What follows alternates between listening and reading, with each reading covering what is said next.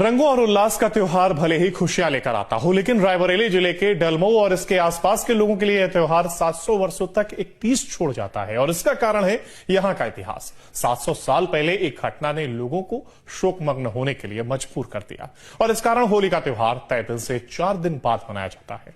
देखिए हमारी रिपोर्ट।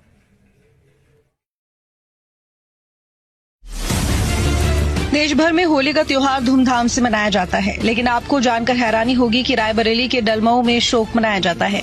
एक तरफ पूरा देश होली के रंगों में सराबोर रहता है, तो डलमऊ में इस खास दिन पर मातम पसरा रहता है। दरअसल देश में होली के लिए 2 ही क्षेत्र अपनी परंपरा के लिए प्रसिद्ध हैं। एक है यूपी का ब्रज क्षेत्र और दूसरा अवध, जहां अनोखे तरीके से त्योहार मनाया जाता है। अवध के रायबरेली के डलमऊ क्षेत्र में होली के त्योहार वाले दिन 27 गांव सुनसान पड़ जाते हैं।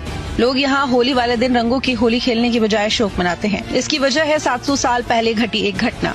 डलमऊ के स्थानीय निवासी बताते हैं, ये घटना लगभग 7 शताब्दी पुरानी है।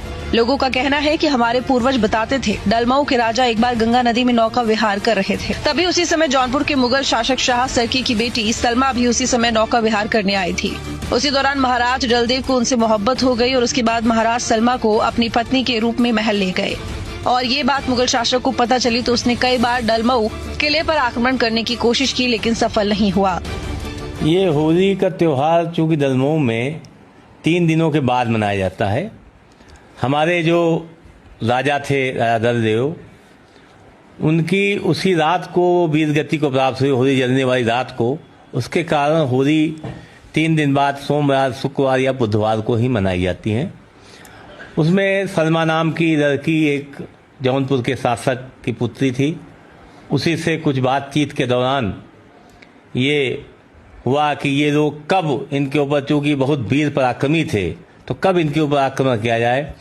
तो इनके जासूसों के द्वारा उनको जानकारी मिली कि होली की रात को, होली जलने की रात को ही इनके ऊपर आक्रमण किया जाए, जिससे कि इनके ऊपर चढ़ाई की जा सकती है। और उसी रात को चढ़ाई हुई।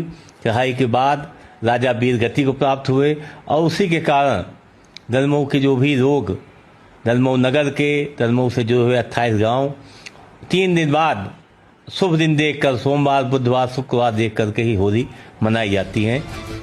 शिकस्त मिलने के बाद मुगल शासक शाह सरकी राजा दल देव के नजदीकी दुश्मन से मिल गए और उसके बाद जासूसी की गई, जिसमें बताया गया कि होली के दिन राजा डल देव की सेना आधे से ज्यादा छुट्टी पर रहती है।